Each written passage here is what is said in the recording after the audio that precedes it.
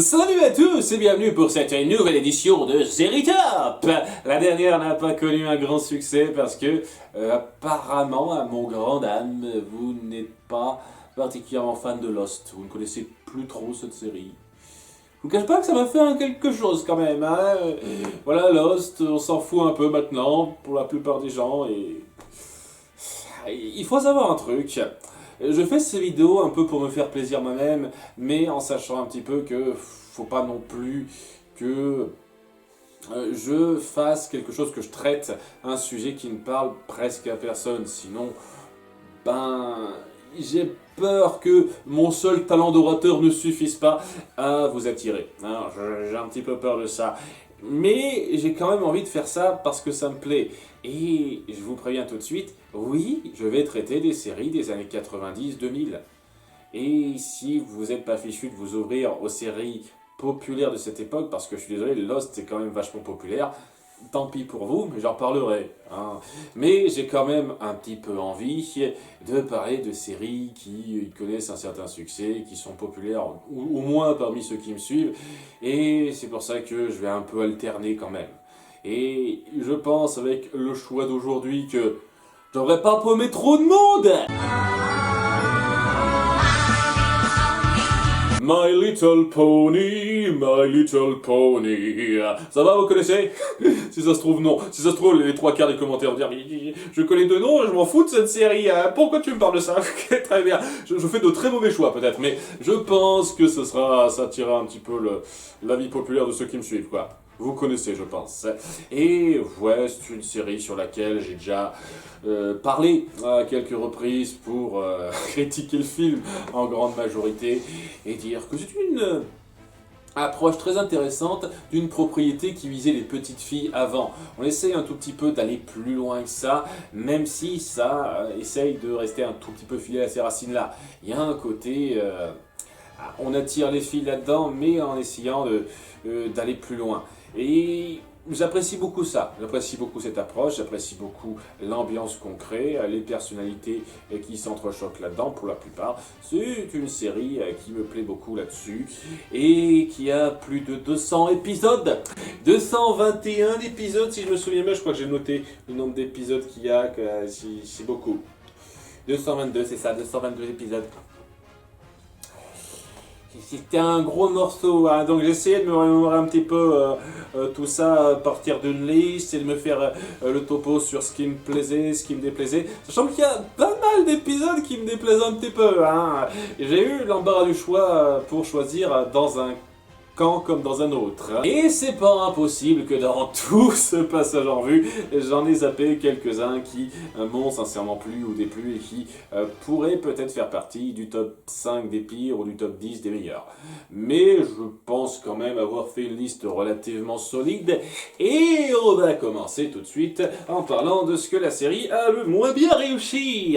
My Little Pony, My Little Pony. Parce que oui, il y a pas mal d'épisodes qui m'ont déplu et c'était difficile de faire une liste de 5, ce qui fait qu'il y a quelques mentions déshonorables que je me sens un petit peu obligé de mentionner rapidement.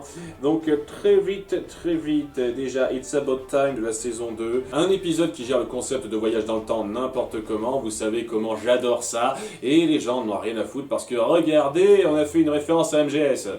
C'est plus ou moins ça, c'est complètement con, la morale est stupide.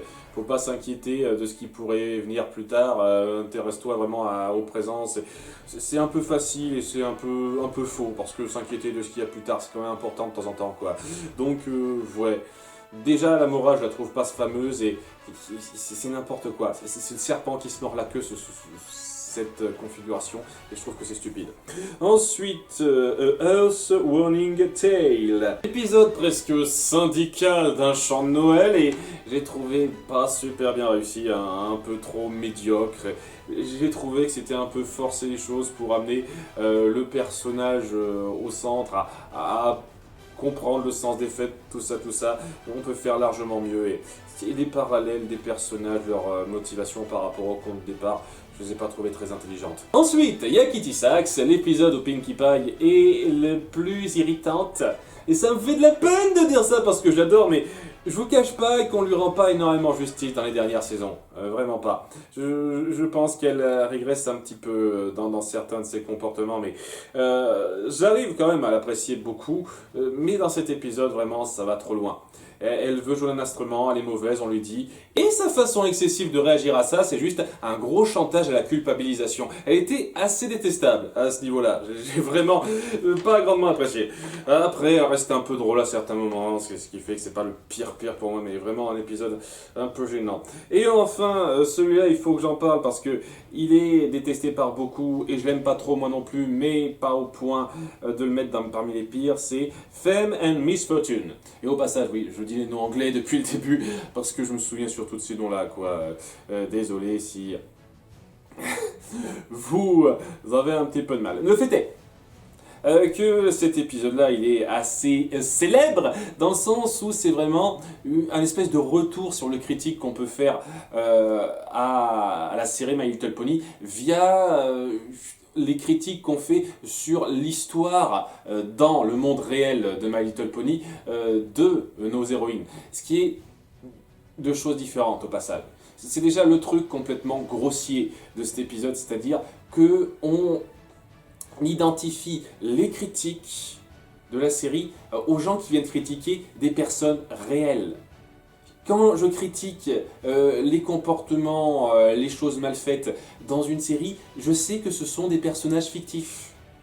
Je sais faire ce distinguo. Je ne suis pas un connard fini, je suis désolé. Et là, la façon dont vous dépeignez les choses, ce sont vraiment des gros connards finis.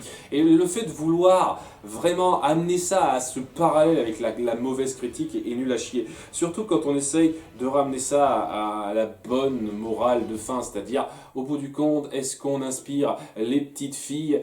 Oui, on les inspire bien, c'est tout ce qui compte. Alors que si ça aurait pu être au moins cool de montrer que vous inspiriez pas que vous inspiriez déjà plus que deux petites filles comme ça, mais largement plus déjà, mais aussi montrer que vous inspiriez diverses personnes et que ouais, les gens qui se plaignent, qui vont trop loin, ce ne sont qu'une minorité. Ça aurait pu être quelque chose, mais non, c'est vraiment c'est la faute des gens qui se plaignent tout le temps et voilà, la façon qu'on a de traiter ça sous la jambe, surtout que dans le comportement des gens, ça fout en l'air la vie de nos héroïnes. C'est pas juste ils sont méchants avec eux, non, ils foutent en l'air la vie de nos héroïnes, ne serait-ce que Rarity qui a un gros problème commercial après ça. Mais on fait comme si c'était traité sous la jambe, c'est pas grave, ça partira après. C'est très mal rendu, c'est très mal foutu. La chanson centrale elle est jolie, vraiment, mais c'est très mal fichu à ce niveau-là.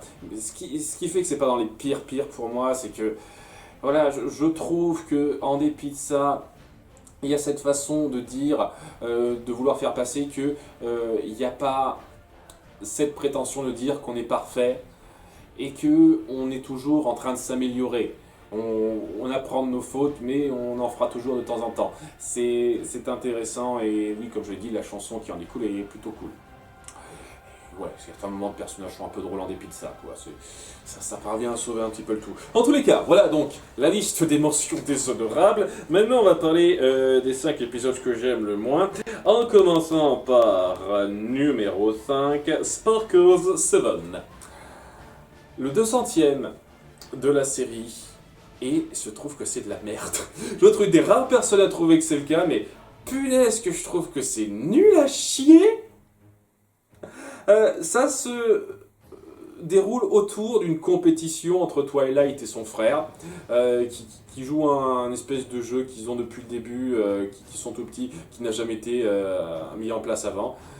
Déjà, il faudra vraiment qu'on parle de la temporalité de cette série parce que c'est un petit peu saoulant ça, mais bon, bref, voilà quoi, c'est un jeu plat, pas intéressant, où on est juste stupide, et à la fin c'est juste pour dire, ah regardez, Spike se met en avant, maintenant on l'accepte un petit peu comme un frère dans la famille. Waouh! Parce qu'il n'y avait pas déjà cette considération du gars, on le jugeait pas suffisamment bien pour ça avant quoi. Il fallait qu'on donne des mots précis à la chose. Ok, si vous voulez. Okay. C'est de la perte de temps et c'est de la merde pour fêter votre 200e. Je trouve qu'il n'y a rien de spécial là-dedans. Rien de spécial, aucune ambition forte, à part une espèce de volonté d'appuyer un statut qui coulait de source pour moi, merde. Enfin bref, quoi, c'était une façon plate de fêter ça, alors que pour autant qu'on peut se plaindre de l'épisode 100 sur certains points, on sentait la célébration derrière. Vraiment, mais là, vraiment, je ressens aucune célébration, c'est un épisode ultra plat pour appuyer l'événement. En numéro 4, nous avons Fluttershy Leans In. L'épisode où Fluttershy se fait un refuge pour accueillir les animaux parce que le vétérinaire est trop plein, en gros. Et ça aurait pu se faire en 3 minutes. Mais on a décidé de mettre en place un conflit qui ne mène absolument à rien. Genre, Fluttershy, elle voit que le vétérinaire il est donc beaucoup trop rempli, il a beaucoup trop d'animaux à gérer, elle se dit je vais faire ça, elle parle de la chose comme si c'était son rêve de toujours, alors que ça n'a jamais été particulièrement appuyé, à mes souvenirs en tout cas, et elle demande à ses amis de l'aider à trouver des gens pour chapeauter le truc, parce que ça demande beaucoup d'efforts de construction. Les responsables de constructeurs sont pas d'accord avec ce qu'elle veut faire, ils essayent certains trucs dans leur coin, ça marche pas, ça énerve Fluttershy, elle les vire, elle fait tout comme elle veut, elle est contente, elle a réussi. Et le conflit, il est tellement unidimensionnel, il va pas loin et je trouve que c'est une occasion manquée de dire que voilà, on a beau avoir certaines exigences sur comment on veut organiser les choses, que tout doit bien se passer, etc., etc. On n'a pas des connaissances parfaites en tout, et c'est bien de savoir faire des compromis. Mais à la place, on dépeint les responsables de construction qu'elle engage comme des connards qui veulent tout faire comme bon leur chante parce qu'ils considèrent qu'elle est nulle, qu'elle n'y connaît rien, et c'est tout ce qu'ils sont. Et au bout du compte, elle fait son choix, elle dit on fait comme j'ai prévu au début. Tout le monde fait comme elle avait prévu. C'était bien à peine d'engager des constructeurs si elle pouvait faire sans eux. Et le conflit était naze. Et au bout du compte, si c'était juste pour faire ça, ben, ça aurait pu être juste le début d'un épisode. Il y a des animaux qu'on doit un refuge, j'en crée un, paf, 4 minutes, c'est fait. Mais non, vous étendez ça sur tout un épisode et c'est de la merde. Je suis désolé, pour moi c'est de la grosse merde. Ça la met clairement pas en avant et c'était vraiment insultant comme pseudo-conflit à mettre en place pour moi. Numéro 3, Just for Sidekicks.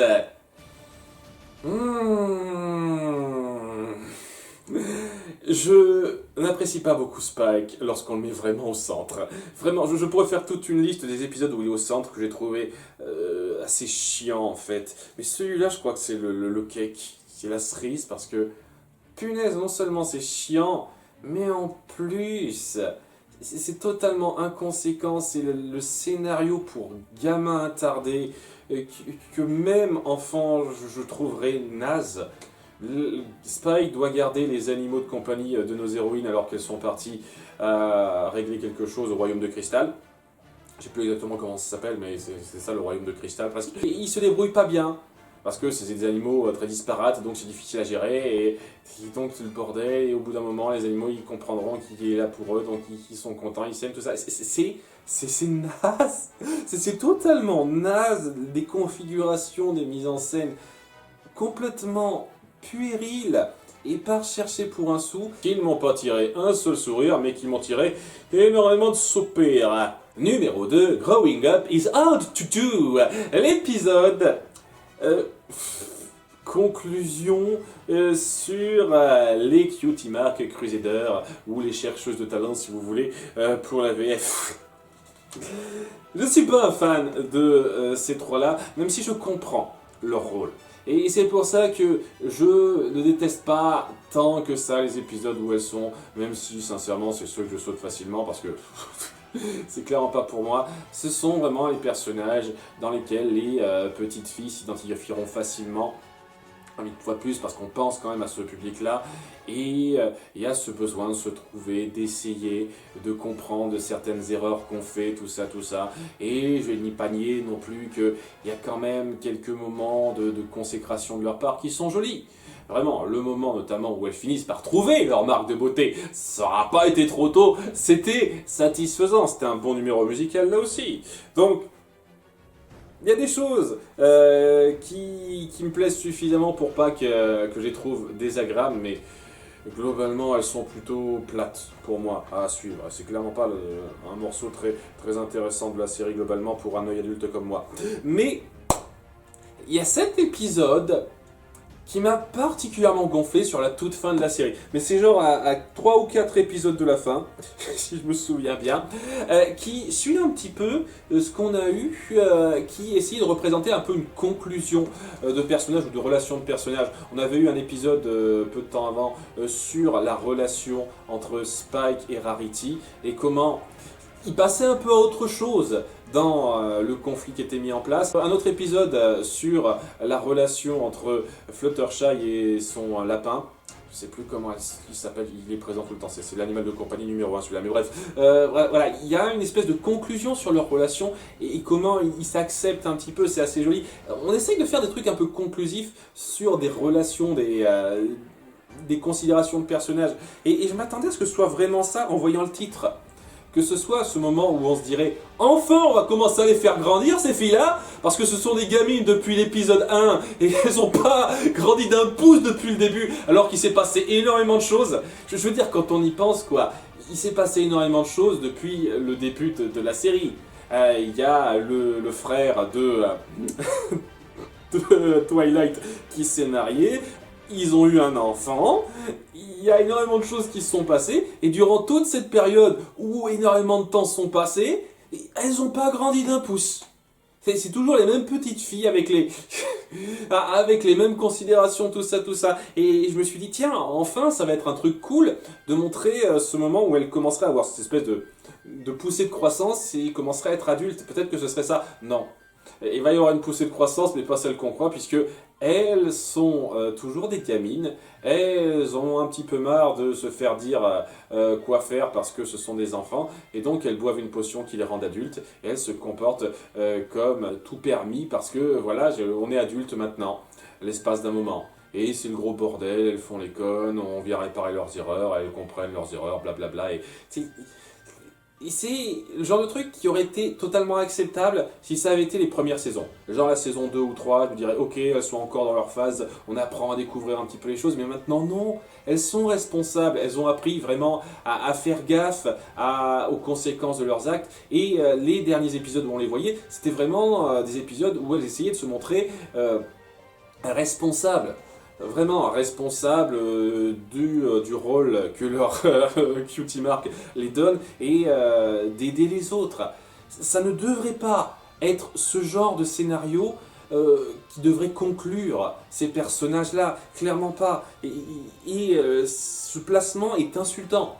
Les voir se comporter en gamines pourri gâtées qui en ont marre de ne pas avoir de responsabilité parce qu'elles sont pas assez adultes, c'est du foutage de gueule. Elles ont eu des responsabilités, elles les ont bien gérées à plusieurs moments dans les épisodes où elles sont apparues avant celui-là. C'est n'importe quoi, c'est un foutage de gueule abyssal de faire ce genre de scénario maintenant sur elles à la toute fin.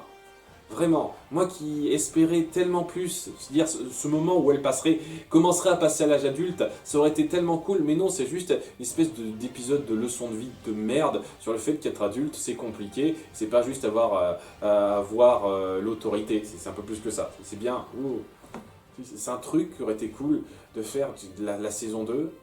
J'aurais pas eu de gros problèmes, mais à la saison 9, non. Clairement pas, non. Et le pire épisode pour moi est May the Best Pet Win.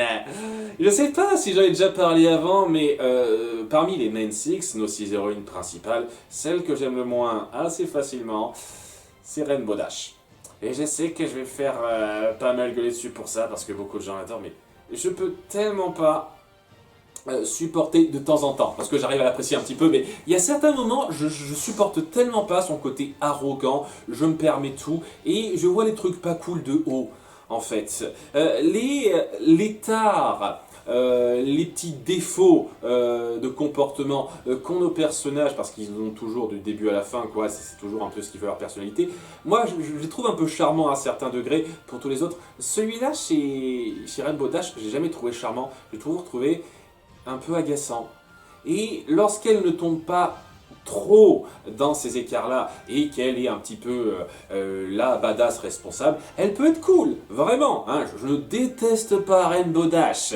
Si je dis que c'est celle que j'aime le moins des Men 6, ça veut dire que c'est celle que j'aime le moins, hein, pas que je la déteste. Mais voilà, il y a ce côté très arrogants récurrents qui l'a réduit pas mal, hein, qui l'atténue pas mal.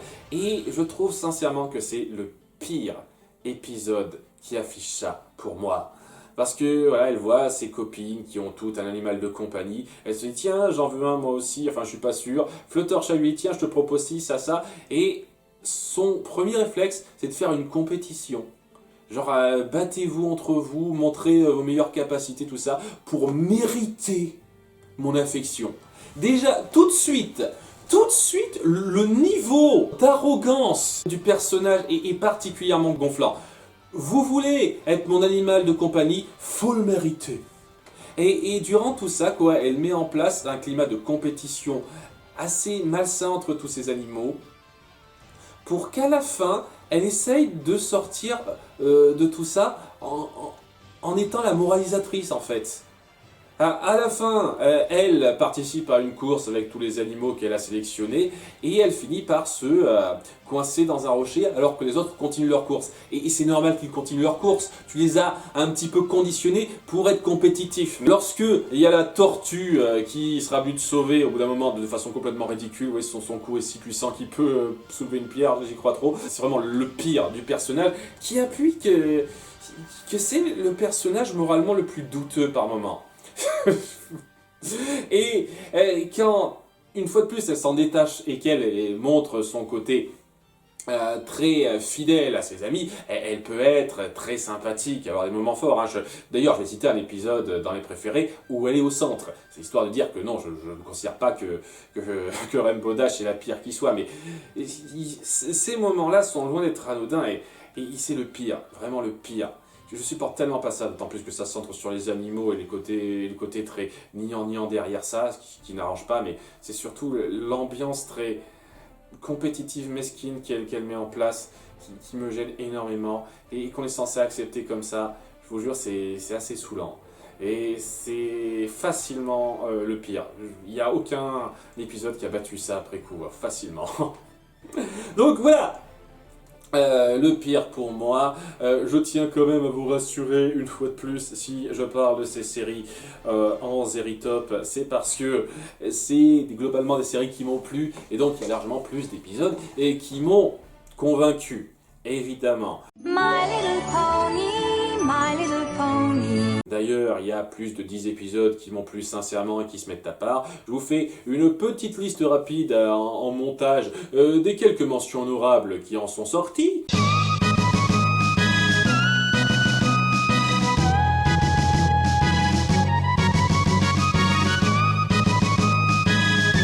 Et à nouveau, j'ai fait un peu ça de tête, hein. Je me suis pas revu tous les épisodes pour être super clair là-dessus, mais il y en a clairement d'autres en plus de ça qui m'ont sincèrement plu. Mais bon, on commence notre top 10 avec numéro 10, Strangers and Fanfiction. C'est un cas vraiment spécial, celui-là, parce que c'est tout un arc sur le personnage de Daring Do.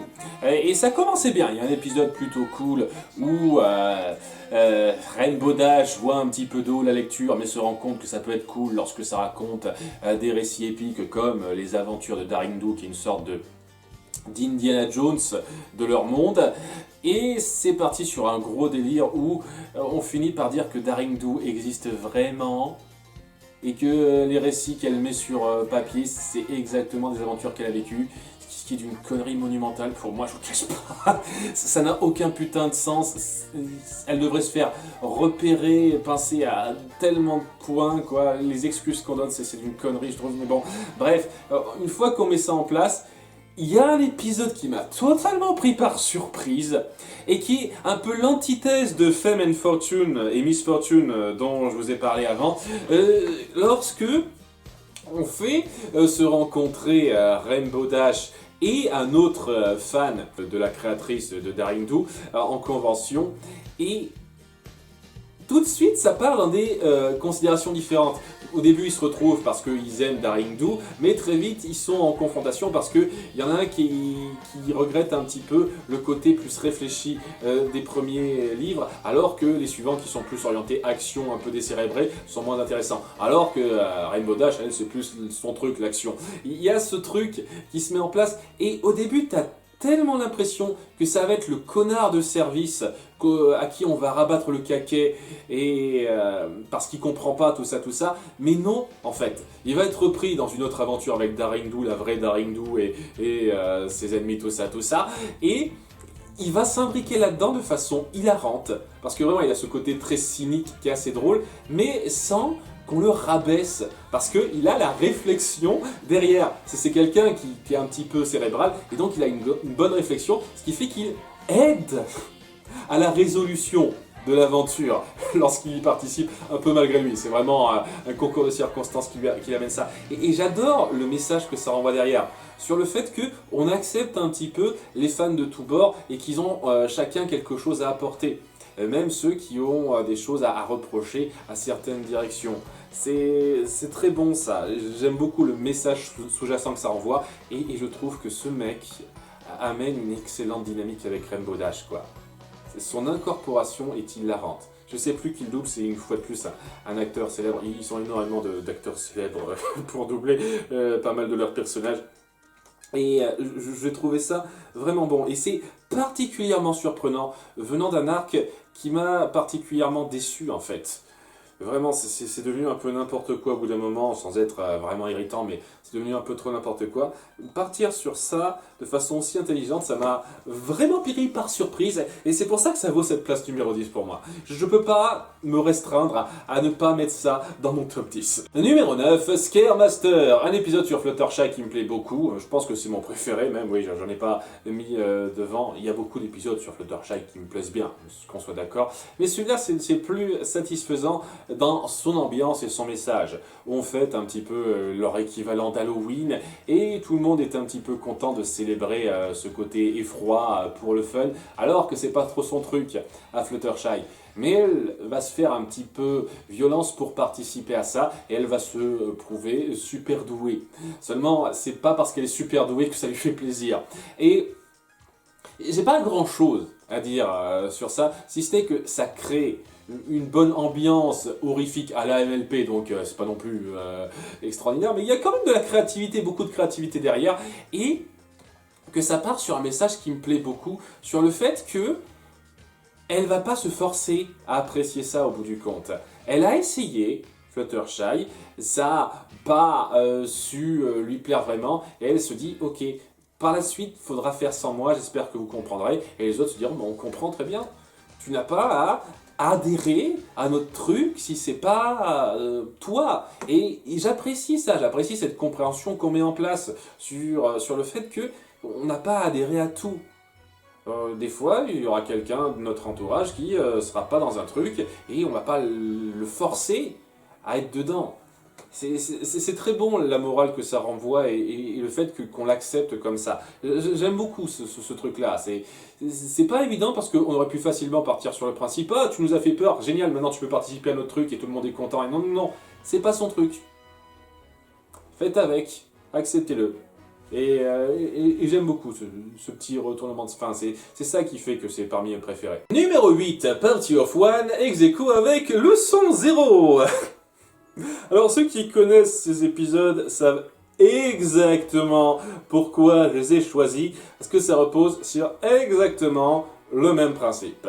Alors, dans le premier cas avec Pinkie Pie, qui croit que ses amis ne s'intéressent plus à elle et qui devient donc complètement zinzin de façon à faire un peu peur, mais de façon aussi rigolote. Et pareil pour l'épisode Leçon 0, où ce coup-ci c'est Twilight qui commence à devenir un peu zinzin parce qu'elle n'a plus de leçons de vie à écrire régulièrement à sa princesse chérie, et donc elle commence à perdre un peu les pédales.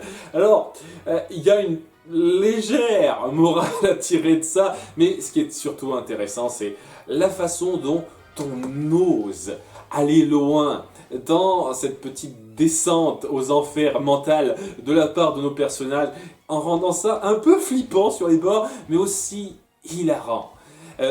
Twilight est hilarante dans son épisode, tout comme Pinkie Pie est hilarante dans cet épisode, lorsqu'elle commence à perdre un petit peu les pédales. Et on sent que c'est vraiment ces deux-là qui sont le plus prompt à ça. Disons que quand même, Presque tous nos personnages sont tombés là-dessus. Fluttershy a un peu eu droit, Rarity... il me semble que la seule à ne pas y avoir vraiment eu droit, c'est Applejack. Il y a ça, mais totalement exacerbé avec ces deux-là, et ça rend ces épisodes vraiment hilarants. La mise en place est simple, mais l'exécution et l'humour que ça crée sont particuliers. Et c'est ce genre de choses qui vous fait vous dire... C'est clairement pas juste pour les gamins. Parce que je suis presque certain que c'est pas les petits enfants qui ont le plus apprécié ça. Surtout quand on voit les nombreuses fanfictions et creepypasta qu'on a fait autour. Numéro 7, The Cutie Mark Chronicles. Cet épisode qui relie un petit peu le destin de nos 6 héroïnes entre elles. Ce qui peut être un peu comme par hasardesque sur les bords. Mais j'accepte. La coïncidence, c'est que on revient sur comment nos héroïnes ont reçu leur marque de beauté. C'est un retour via notre bande de 3 petites Cutie Mark Crusaders sur leurs origines. Comment elles ont trouvé ce qui correspondait à leurs ambitions dans leur vie. Et oui, c'est un peu ça que représente la Cutie Mark, c'est quelle est votre ambition, qu'est-ce qui vous définit dans la vie.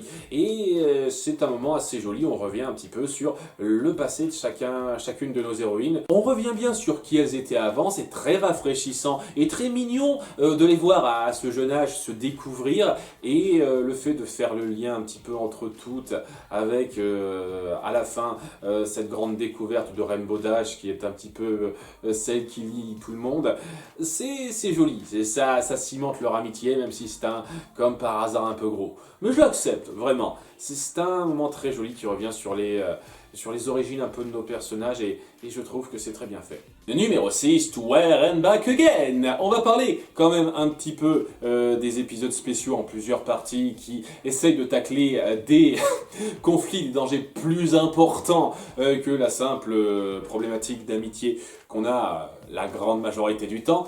Et je trouve qu'il y en a qui sont mieux faites que celle-là, mais elle est assez rafraîchissante, cette intrigue, dans le sens où c'est pas Twilight qui est au centre de la résolution du problème.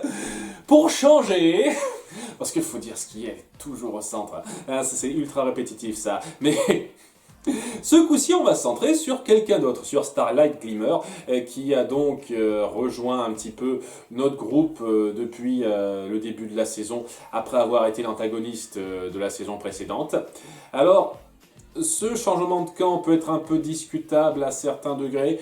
Pour moi, ça passe dans le sens où on appuie un petit peu suffisamment la transition.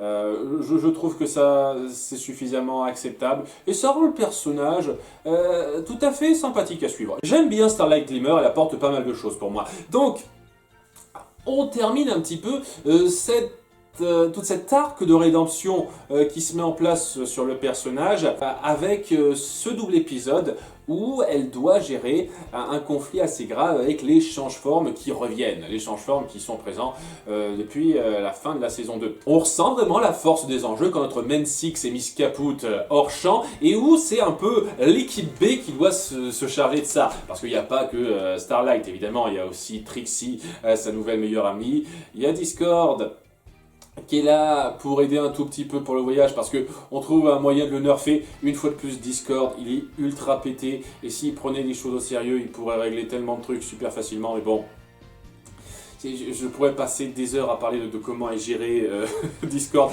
Il est bien géré dans cet épisode en soi, puisqu'on trouve un moyen de le nerfer acceptable, et ouais, c'est vraiment cette façon d'approcher les choses, d'aller au-delà de ses craintes pour arriver à vraiment s'assumer pleinement, et ne pas seulement compter sur son mentor qui pourrait venir l'aider. Elle a plus ce filet de sécurité pour l'aider, et j'apprécie beaucoup ça. J'apprécie aussi le fait qu'on joue un petit peu sur ce qui a été mis en place avec les change-formes qui pouvaient se montrer plus bienveillants, montrer que voilà, ils sont pas obligés d'être tous méchants, même si leur reine restera méchante. C'est un truc qui me plaît quand même. Voilà, hein, la grande méchante du lot, elle reste une grande méchante. Ça fait partie des rares cas où elle n'a pas sa rédemption. Ça fait plaisir, ça, au moins déjà. Et il y a vraiment ce besoin de gérer les choses de la part de Glimmer qui la rend assez touchante. Et je trouve que c'est une très bonne conclusion à sa rédemption, parce qu'après coup, il n'y a plus grand chose à se faire pardonner pour elle. Après coup, maintenant, elle a réussi à rattraper ses échecs et ses ratés pour passer à autre chose et être vraiment totalement en paix avec ses choix. Et je trouve ça très intéressant, ce conflit où on la met au centre pour ça. Donc, très très bon moment, et c'est un petit peu après ça que ça va commencer à tomber un peu en désuétude. Parce que bon, je n'ai pas trop parlé, mais c'est clair et net que les 3 dernières saisons sont les moins bonnes. Les saisons 1 à 6, vraiment, je me les reverrai sans trop de problèmes, un de ces 4. Les saisons 7 à 9, je pense que je me reverrai juste quelques épisodes comme ça et je m'en sauterai une grande majorité, parce que c'est clairement pas le meilleur. Hein, il y a suffisamment de bons points pour pas que ce soit irritant ou que ce soit acheté, mais c'est clair et net qu'il y a une perte qui s'est créée après coup. En tout cas, maintenant que j'ai dit numéro 5, The Cutie Map, et on passe de la rédemption de Starlight Glimmer à son introduction antagoniste. Et oui, c'est là qu'elle apparaît, où on met en place la nouvelle situation, parce que après ce qui s'est passé à la fin de la saison 4, maintenant il y a tout un nouveau château en place, et certaines règles liées à la magie d'Equestria qui demandent un petit peu à nos héroïnes de régler certains problèmes avec leurs capacités. La première chose qu'on leur demande, c'est d'aller à un village où tout le monde est un petit peu égalitaire. Il y a cette façon de totalement mettre à la poubelle les spécificités des gens pour que tout le monde soit traité de façon totalement égale, de façon très morne et plate. Et disons que ça crée une ambiance déjà de base assez morbide, un peu effrayante à un niveau particulier, notamment autour de la grande méchante qui essaye vraiment de se convaincre qu'elle a raison de faire ce qu'elle fait, vu que plus tard elle finira par comprendre qu'elle a eu tort. On ressent quand même derrière ça qu'il y a quelque chose de très personnel qui est plutôt bien rendu lorsqu'on commence sa rédemption. Oui, le conflit est très intéressant parce que c'est vraiment comment on guérit une espèce d'atmosphère comme ça. On verra plus tard qu'il y a une magie à l'œuvre, donc c'est assez facile, mais comment on réagit à ça, comment on essaye de passer inaperçu. Et le fait est que c'est difficile, on n'y arrive pas vraiment facilement. Mais on joue bien sur les différentes réactions de nos personnages. J'aime beaucoup comment on joue sur Fluttershy et Pinkie Pie. Ils ont vraiment des réactions opposées très intéressantes. C'est très prenant à suivre cette façon de montrer nos personnages subir cette ambiance, cette atmosphère très particulière, très pesante. C'est un épisode qui réussit très bien son atmosphère et la conclusion et laisse peut-être un petit peu sur la fin, mais étant donné qu'on reviendra sur cet antagoniste par la suite, je trouve que ça se complétera bien après. Très très bon épisode d'introduction du personnage et très très bonne ambiance particulière. Numéro 4, le retour de l'harmonie, première apparition de Discord, que j'adore en termes de personnalité, avec lequel j'ai un petit peu de mal lorsqu'on en vient à la façon dont on gère au fur et à mesure de la série. Ah mais je pourrais m'appesantir des lustres là-dessus, je pense que j'aurai l'occasion d'en parler un peu plus en détail là-dessus, mais son apparition est géniale. C'est un méchant chaotique qui adore foutre le bordel parce que c'est la muse, il déteste l'ordre en fait. Et ça crée déjà une situation ultra cocasse, ultra créative dans l'illustration et dans l'humour qu'il crée, mais aussi très délicate à affronter parce que ce mec il est presque tout puissant en fait. Il peut tout contrôler et il peut un peu plier la volonté, la réalité à sa volonté, tellement elle est puissante avec son approche. Mais nos héroïnes de l'harmonie doivent apprendre à gérer ce gars-là et à lutter contre ses fourberies pour arriver à rester unis. Et il y a quelque chose que j'apprécie beaucoup dans sa fourberie, dans son excentricité et sa façon de vouloir vraiment manipuler nos héroïnes pour qu'elles aillent à l'encontre de leur qualité d'âme. C'est-à-dire la fidélité, l'honnêteté, la générosité, tout ça. Et il y a quelque chose d'assez fort dans le fait de les faire tomber bas en manipulant leur perception, c'est assez bon. Le seul mini bémol que j'ai avec ça, c'est que je trouve vraiment dommage que vous ayez fait de Fluttershy le seul personnage qui y résiste, pour que juste après Discord la change quand même. Ce moment-là, j'ai trouvé un petit peu gros parce que ça appuie que même si on résiste à sa manipulation, à Discord, il peut quand même vous changer à son bon vouloir.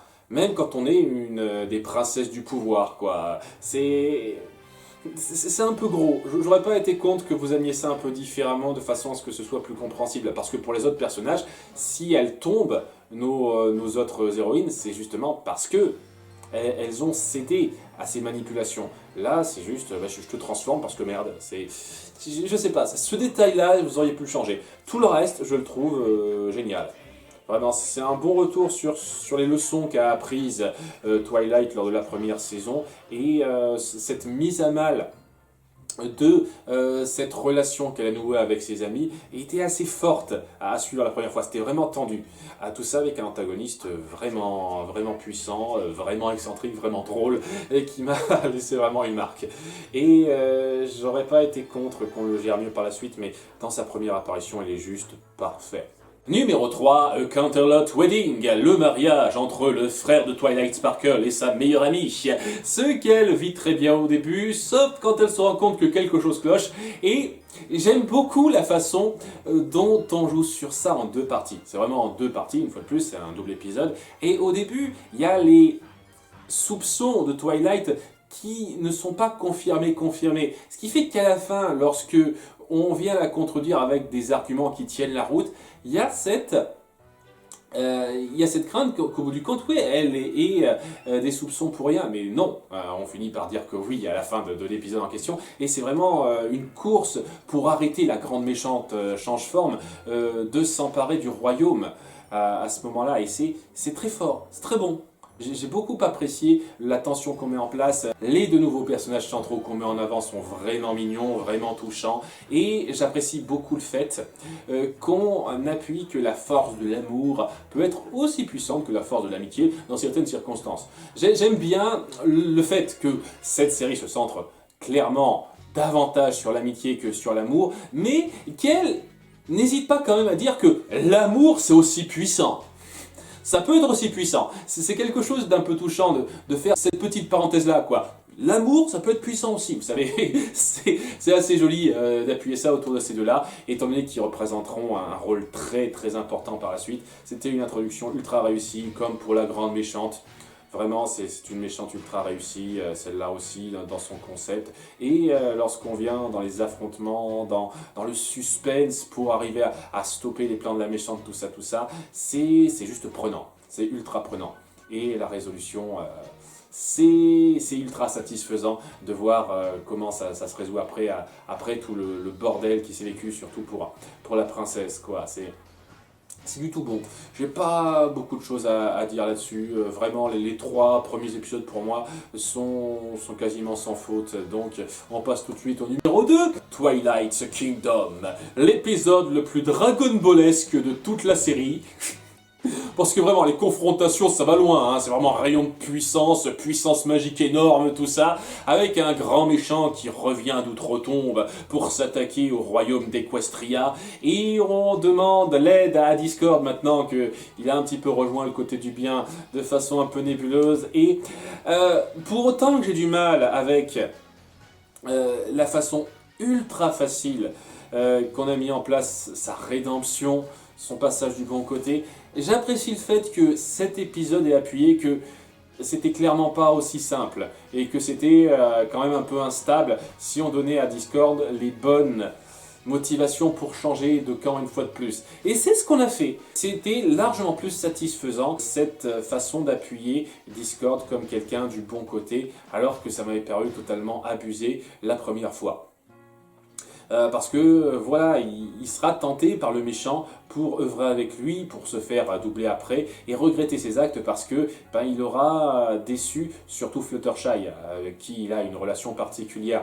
Donc On met vraiment beaucoup plus en place ses choix, son caractère et comment il regrette ses actions. J'aime beaucoup ça. Et à côté de ça, il y a tout le lien que forment nos héroïnes, toute la magie de leur amitié au sens littéral, parce que des fois c'est très littéral ça, et qui est mise à mal, mais pas parce que on les met face à des considérations qui pourraient les faire vaciller, mais juste parce que on met en place une magie encore plus puissante en fait. Quelqu'un qui peut dévorer les choses, qui est à un niveau tellement puissant. C'est ça qui rend cet épisode vraiment prenant à ce niveau-là, parce que ça va très loin dans les confrontations. Ce mec, Tyrek, est vraiment un mastodonte et très difficile à combattre. Ce qui fait que ce moment de gloire où la puissance de l'amitié de nos amis vient atteindre le niveau suivant, un peu à la Dragon Ball, mais une fois de plus, c'est ça qui rend la chose vraiment palpitante. C'est ultra satisfaisant. Waouh, c'est ultra passionnant à suivre. Et vraiment, lorsqu'à la fin on voit que c'est un peu le début d'une nouvelle ère, on a combattu quelque chose de tellement grand, tellement puissant pour nous. Maintenant, les choses changeront un petit peu, vont un peu bouger. On sentait vraiment ce passage-là. C'était très fort, très bon. Et mon épisode préféré est Earth Warning Eve. Un épisode spécial Noël, ce me semble, mais vraiment qui n'est pas plus spécial Noël que ça. C'est vraiment un épisode qui revient sur les origines d'Equestria et comment cette notion d'entraide entre les différentes races s'est mise en place, parce que c'est un royaume un petit peu complexe, un petit peu, clairement pas autant que notre royaume humain, mais un peu complexe, avec ses différentes ethnicités, pas vraiment ethnicités, mais différentes races, et différentes cultures, dira-t-on.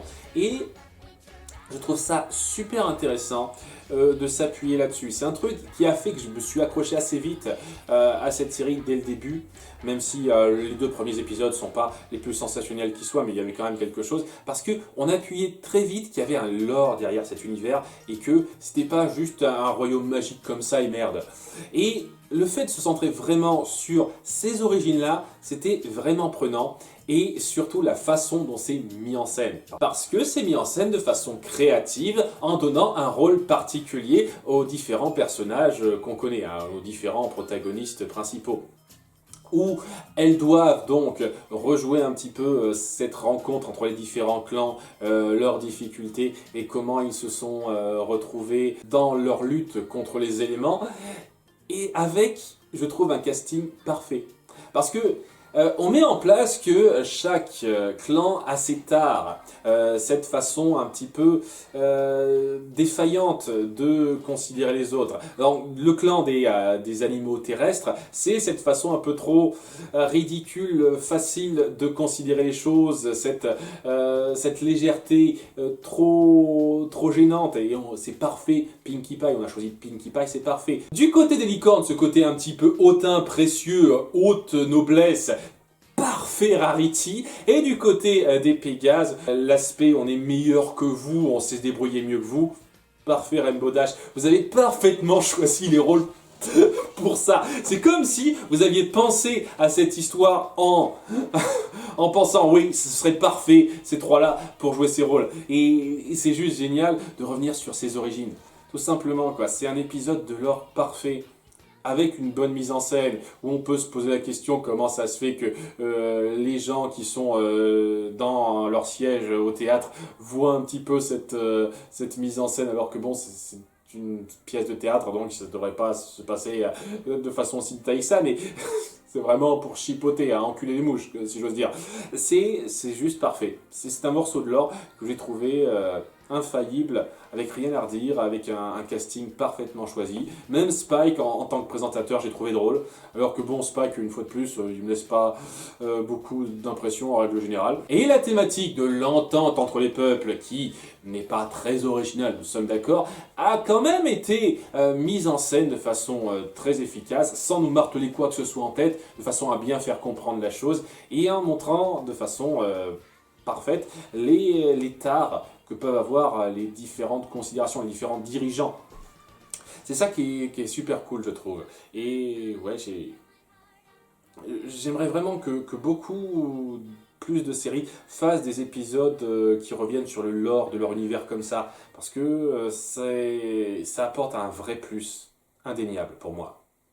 Voilà qui conclut donc cette liste. Je vous remercie d'avoir suivi. N'hésitez pas à faire partager en commentaire vos épisodes préférés, ça m'intéresse, c'est ce que vous aimez moi aussi. Hein. J'espère que cette liste vous aura plu. À très bientôt pour de futures vidéos. Au revoir.